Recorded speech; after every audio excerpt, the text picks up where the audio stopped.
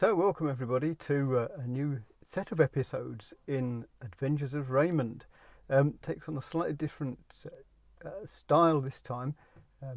I did intend just to make the one film, but it did end up a little bit long, so I've cut it into 4 sections. In the first section, we see a very ham-fisted attempt by me to check the oil in Raymond whilst trying to hold a camera and film very badly. It's one of those things. It's a lot harder than it looks when you see these guys doing maintenance videos. And then, in the rest of the first part, we just decide actually where we're going after we've refueled. And in the second part, we go across from Otley over towards Bolton Abbey. In the third part, it's very exciting. We encounter a very narrow archway at Bolton Abbey, and then we go across along a very narrow road for about 4 miles, and then cross a ford. And in the fourth part, we basically start coming home again through some very nice countryside. I hope you get to watch all 4 episodes. I very much enjoyed making them. It was a lovely day for a drive out despite the weather. It's just a mindset thing more than the weather, so hopefully you'll enjoy them. Thank you. Well, hello everybody. A new episode in the Adventures of Raymond the 2CV. Don't quite know where we're going to be going today, but to be honest, I've got a bit of cabin fever. Haven't been out in the car for over a week now, mainly because of the weather and other sort of commitments. Decided ultimately that Raymond will not melt if it gets wet, so I'll take him out. It's not that particularly nice weather, particularly for July. Interesting to see how he might start after probably about a 10-day layoff. I do have the iClever Jumpstart pack with me in case we have a battery problem. But before we start off, I'm actually going to go and check the oil, which I'm going to try and catch on video for you. Right, so it's not exactly the most involved film about how to maintain a 2CV, but it's just a basic oil check. Take the dipstick out there and give it a wipe. Do it there. Probably not the world's best views here. And then re-dip for a look.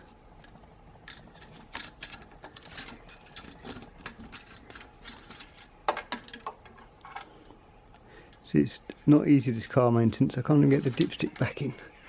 What a cretin. And where is it on the thing? Let's have a look in the light. Let's come out a bit so you can actually see. Yeah, it's a bit low, so we'll top that up. So to top it up is not difficult, he says, hopefully. The oil filler cap is just here.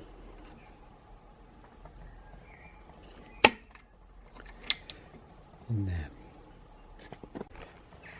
So we're going to be using this Helix Shell 540 oil. It's fully synthetic, and it also happens to be what I have. Of course, I've no idea how much I need to put in, so we'll put some in, and then we'll have a look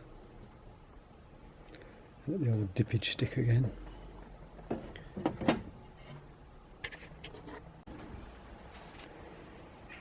And there we are.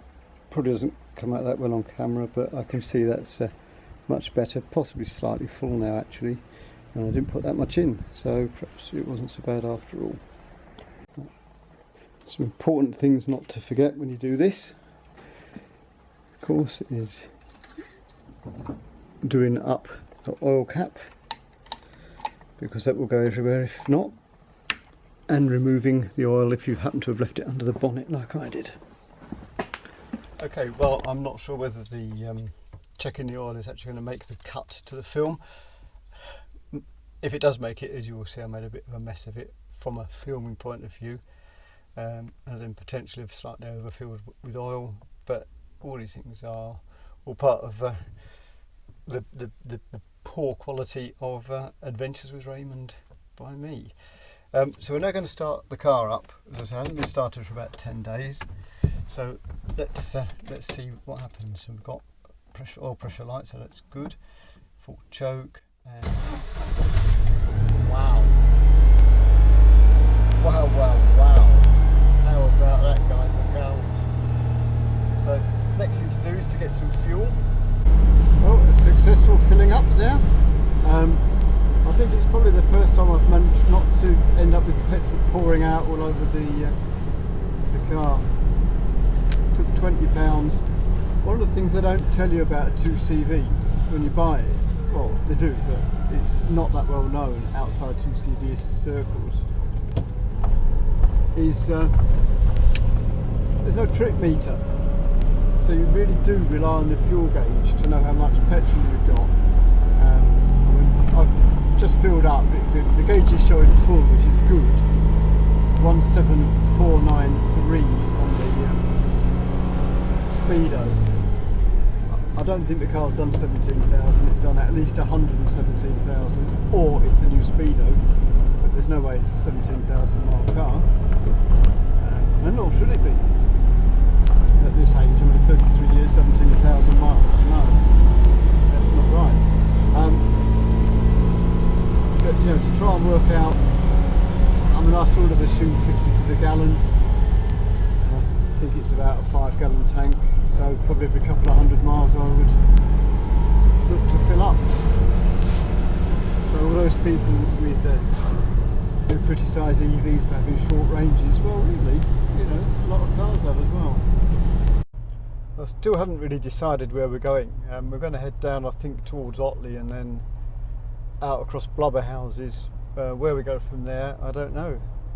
Come and join me on a magical mystery tour. Well, there you go. Now we know where we're going to be going. Hopefully you'll join us in part 2 for more adventures in Raymond.